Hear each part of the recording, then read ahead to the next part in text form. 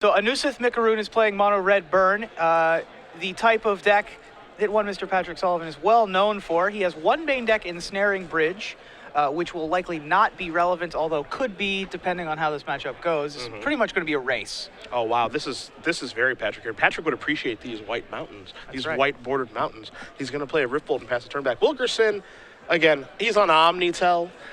He's going to be trying to kill very, very quickly here. He's going to start for the Ponder. In the burn deck, this is two ships passing in the night. Yes. I'm going to try to kill you, and you're going to try to kill me as fast as you can. Completely different game plans going forward for both of these decks. Anousith is a combo deck that tries to cast 6 spells over the course of the game. Yeah. Tyler Wilkerson, who, as we've mentioned many times, is having quite the weekend. Yeah. He's laughing at the Rift Bolt that he's staring down, knowing exactly how he's either going to die or kill with. Or win. Right. He's I'll either be at 2 bolt. or I'll be at 0. Yeah, pretty much. So he's going to decide to shuffle away the Ponder on turn 1.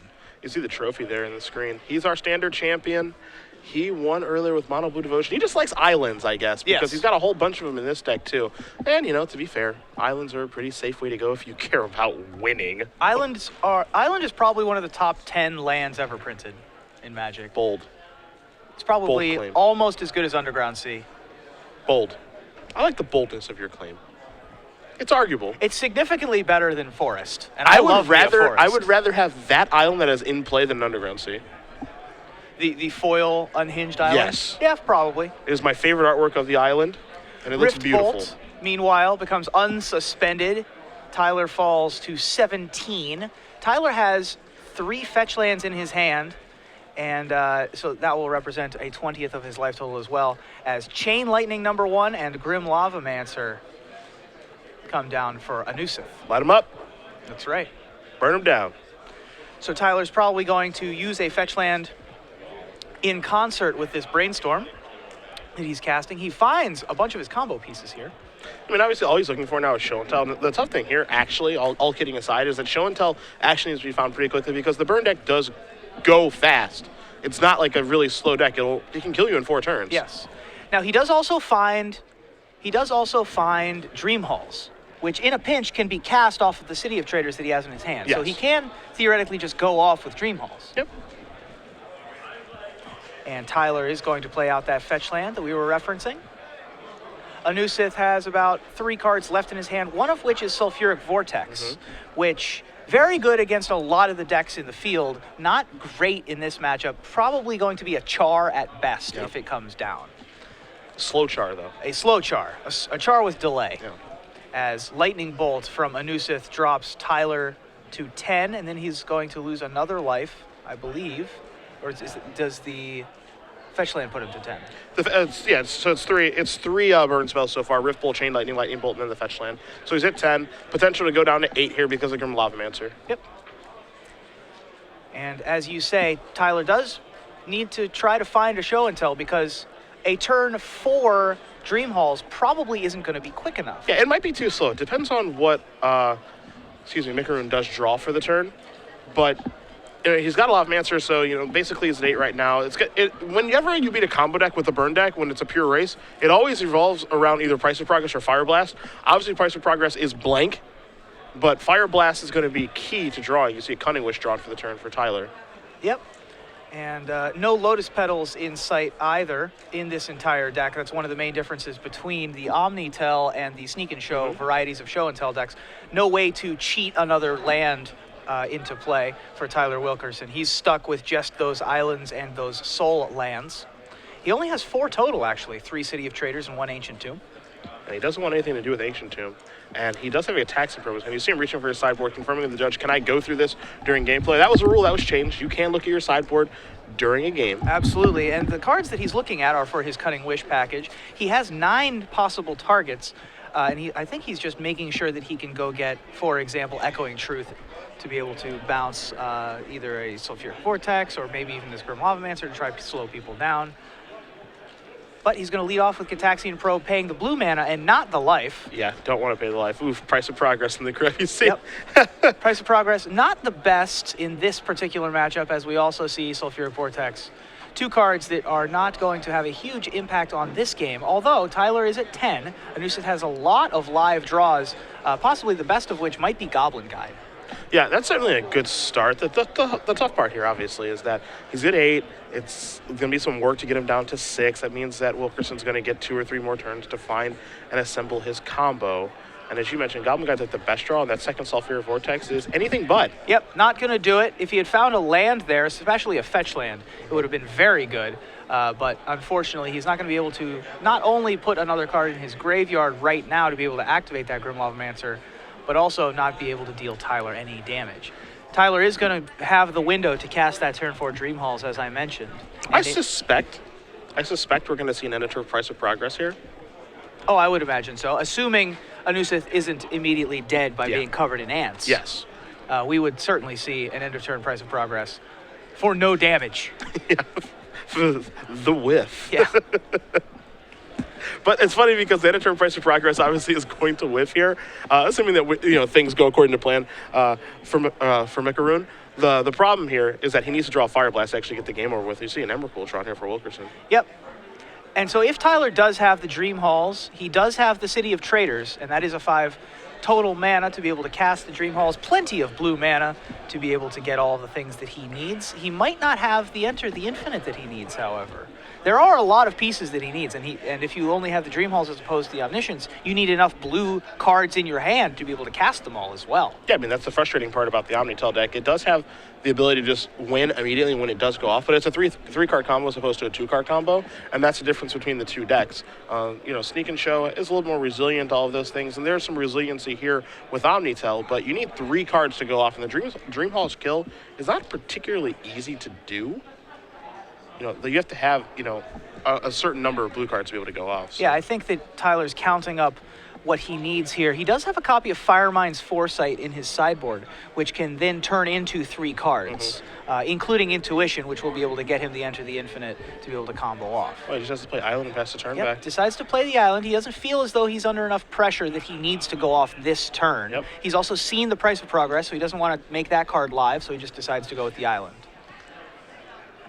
What Mekaroun can do this turn is he can play Price of Progress for the whiff, untap. If he draws a Fire Blast, it's probably over, actually, because then he draws Fire Blast, he activates Lavamancer, there's 2 cards in the graveyard with Bolt and Price of Progress, that puts him at 4, and then the Fire Blast puts him at 0, so what's he draw? He draws a Mountain.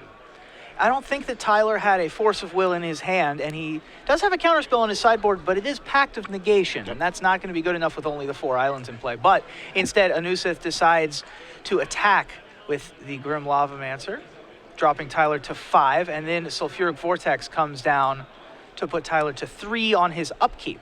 Yeah, he gets a turn. Yep, it's now or never. Yep. Probably now. It better be now. It's another blue card. We'll see how that affects things with Dream Halls. He is going to have 6 mana this turn, so he will be able to Brainstorm as well. Yeah. Putting back 2 of the colorless cards in his hand, the Flooded Strand and the Emrakul. I think that blue card may have locked it, right? Because he plays Dream Halls, and then he goes he play Cunning Wish for free. I think that he has Entered the Infinite as well, though. If he has Entered the Infinite in his hand, he's just dead. Or no, that's a Quicken. Yeah. I misidentified the art. That's the 1 of Quicken in Tyler Wilkinson's deck. Because he can go remove Cunning Wish to cast Enter the... No, why am I thinking Enter the Infinite's not a fetchable card? I apologize. It's all right. He can, however, get the Intuition to be able to fetch up 3 copies That's what I'm of Enter the Infinite. So he obviously needs a critical mass of blue cards to be able to do this. There is Dream Halls, a Power Cube favorite among streamers because they all love drafting the Storm deck. I don't. I think it's stupid. You don't? Yeah. You prefer I think it's stupid. mono white creatures and Lake of the Dead? Is that your style? I prefer monocolored creatures or all the ramp money can buy. That's right. And so Dream Halls, not in a cube format, in constructed, as a matter of fact, here in the Legacy Open, is going to be able to cast Cunning Wish after Tyler discards Quicken. He's going to go get the Intuition. So, okay, this is really interesting because Tyler has to kill him on this turn. He has to release the ants on this turn and kill him because if we play an Emrakul, then he gets another turn and then Sulfuric Vortex kills him. Yeah. So he has to kill him this turn. So he's going to cast Intuition. He's going to get 3 cards.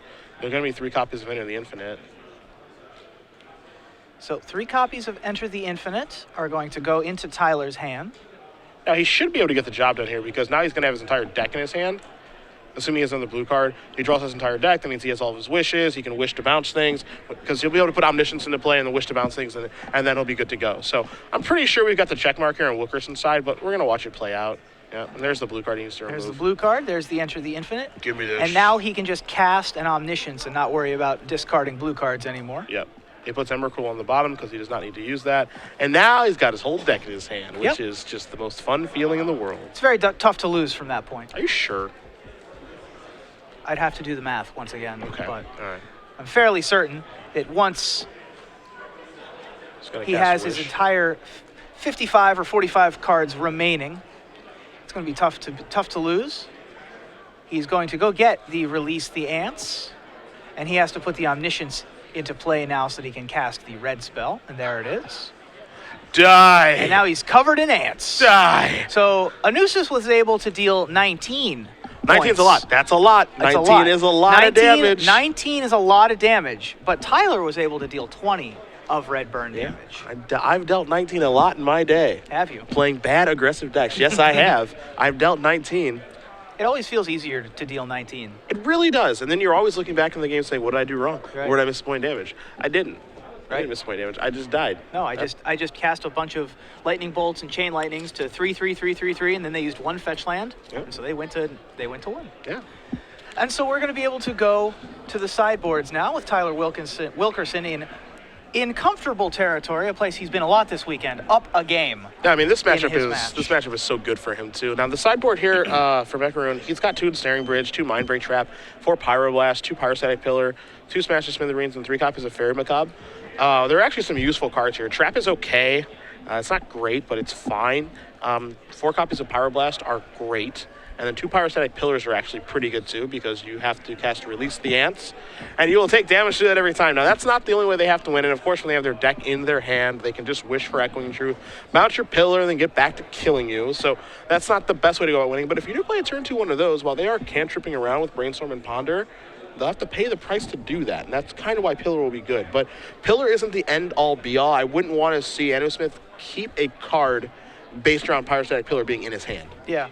Anousith is sort of in weird spots with the cards he has in his sideboard, because Pyrostatic Pillar is good while it's in play, but it's not in play for very long when your opponent has their deck at their disposal. Mindbreak Trap is a good card to be able to try and counter some of Tyler's spells, but he needs for Show and Tell and the Enter the Infinite to be the second and third spells cast in a turn. He needs a cantrip to be cast before them, so that he can counter the Omniscience.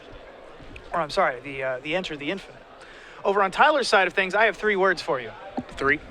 They are Leyline I know of what they Sanctity. are. I know what they are. And that is pretty much the extent of what we're going to see out of Tyler's sideboard here. Yeah. He does have 2 copies of Defense Grid, not really for anything except for Force of Will, but he does have 4 copies of Leyline of Sanctity, particularly good against a deck full of deal X damage to target somethings. This is Patrick Sullivan's least favorite card, I think, in Leyline of Sanctity. And I think, unfortunately, as I mentioned at the top, and we've talked about this is a very bad matchup for Mono Red Burn, and it doesn't get any better after sideboard. Sure, the cards that, Mekaroun does have access to, in Mindbreak Trap and Pyroblast and Pyrostatic Pillar, those cards are all sweet, and they have some functionality in this matchup, but he has no card that even pales in comparison to Wilkerson having Leyline of Sanctity. And while I'm not the biggest fan of mulliganing for ley lines, this is actually a ley line that he can mulligan for and flat win the game with. Yep. Anousith has been doing well in this tournament, partially because Leyline of Sanctity has fallen out of favor. People don't really want it anymore because True Name Nemesis decks are more of a thing, and so they don't necessarily need to fight him to Torok as much. Yeah. And so this is likely the first Leyline of Sanctity he's seen all day. Yeah, I mean, it's very likely. And again, as you mentioned, it's a card that's not seeing a ton of play anymore. Omnitel is not even a deck that sees a lot of play anymore. Right. So this is a deck that actually does use Leyline of Sanctity quite well. You could argue that, maybe it's still supposed to be in the sideboard, but this card is so hard for Omnitel to beat that it's definitely worth having it in the deck. And yes, there are circumstances that do arise where, you don't draw a Leyline in your opening hand, but it is your first draw step. Ha, ha, ha. Right. So it can certainly backfire on you, but when it's good, oftentimes it's great, and this is a matchup where it's great. Yep. 4 Lightning Bolt, 4 Chain Lightning, 4 Rift Bolt, 4 Lava Spike, Grim Lavamancer, among other things, that will require a target. Now, I have seen Mono Red beat a Leyline of Sanctity before. It's only happened like once. What does it involve? Just Goblin Guide Goblin Guide. Sure. Period. It involves probably turn 1 Goblin Guide and then several Flame Rifts. Yeah, it involves you drawing a high density of Goblin Guides and Flame Rifts and then not drawing anything else. It probably also involved Price of Progress. Yeah, I mean, that'll work, but not in this matchup. Not in this matchup. Yeah. This is a nightmare scenario for Anousith, where one of his best burn spells is not even that good, so he has to take them out. Yeah, Price of Progress is almost a reason to play this deck, especially when Blue-Red Delver is one of the best decks, if not the best deck in the format, and they have no basics. Yep. So, Pop actually is a good reason to be playing Burn right now. But again, when he's playing its Omnitel, and this shows the diversity of Legacy, your Price of Progresses are not so good. Yep, only about 4 non-basic lands that are going to remain in play. He also has the 4 fetch lands, the 4 Flooded Strands that we saw. Oops. And there's the Leyline of Sanctity that we were referring to. We'll pop that up on the screen for you. That is the Leyline of Ivory Mask. For Ring those the of bell. You older players who remember Ivory Mask, you gain Shroud. Ring the bell. Throw in the towel. What's another cliche? Stick a fork in him, Yes. he's done. There it is. There it is. And as a mono red burn deck, he might have a fork somewhere in his red box at home. I'll give it to you. All right, That plays. I'll give it to you. That's like a C. Is it like a C plus? It's like a C minus. All right, I'll take it. I'll give it to you. I'll take what I can. Anyway, Tyler has a turn 1 island after Anousith uses a fetch land to get his mountain at end of turn. Anousith, draw Goblin Guide, my friend. Yep. Draw it right now. Many Goblin Guides, many Sulfuric Vortexes, and many Flame Rifts. Yes. More than one of each are going to be necessary here. And I see Fire Blast, I see Lava Spike, and I see Lightning Bolt. Oh, my God. He's just going to... You know what? I respect Wilkerson for this. I'm going to end your misery right now. Yep. I'm just going to get it over with. Turn 1 Leyline, turn 2 Show and Tell, put Omniscience in. You guys can't see Patrick Sullivan's face off camera. It's real red because just end the suffering. Completely respectable. Yep. When you have the turn 2 win, like what's he going to do? Yeah. Play around Pyroblast? Yeah, no, just let's go. Yeah. And so he's going to play Intuition off of his Omniscience, getting 3 copies of Enter the Infinite. Anousith does get to pick which copy of Enter the Infinite goes to Tyler's hand, which I don't think is going to matter too much. There's still some interaction to be had. There is a little here. bit of interaction in this matchup, I'd forgotten despite having Shroud and a turn 2 show. Counter speed. Oh, bolt. He's going to bolt I myself. like this. This is good. This is good. Bolt myself. I die on my terms. Bolt myself. Force will. Oh, Force of Will. Fire blast myself. Force of Will. Yeah. Countering Instead of the hand. the Fire Blast. That was some nice little gamesmanship at the end there. I appreciate it. But in the end, they're going to fill out the match slip, even though both players know that this match was not particularly in the Burn player's favor. I would say so. Yeah, so in the fight of red versus blue, blue has won this round. Tyler Wilkerson moves to 7-1. That's about 20-2 on the weekend, I would say. Now look, coming into this tournament, maybe this isn't the guy that you thought would be would be attacking Jerry Thompson's ground. But this is not a known face who we're starting to get to know right now. Absolutely, and he's a ton of fun. I don't know if you've been seeing any of the coverage photos. Yeah, but I have. His championship winning photo where he's like sort of, check out this trophy I got. He's a ton of fun to be around, and he's playing very tight Magic too. I did a couple of written feature matches. He won what was considered to be a very difficult finals match earlier this morning in the finals of the Standard Open. His 2 matches on camera haven't been particularly difficult for him, but you're going to need some buys to be able to win a tournament. You need to have things break your way. Yeah, I mean, this is a deck that it's a very unforgiving deck, like, especially when things are going your way. And, you see Show and Tell and Omniscience, that means you're dead. Yep. The game is over immediately. You also had the ley line, too, so there was no coming back here. But Wilkerson, again, he is going to have the opportunity to take down Jerry Thompson's, title that he's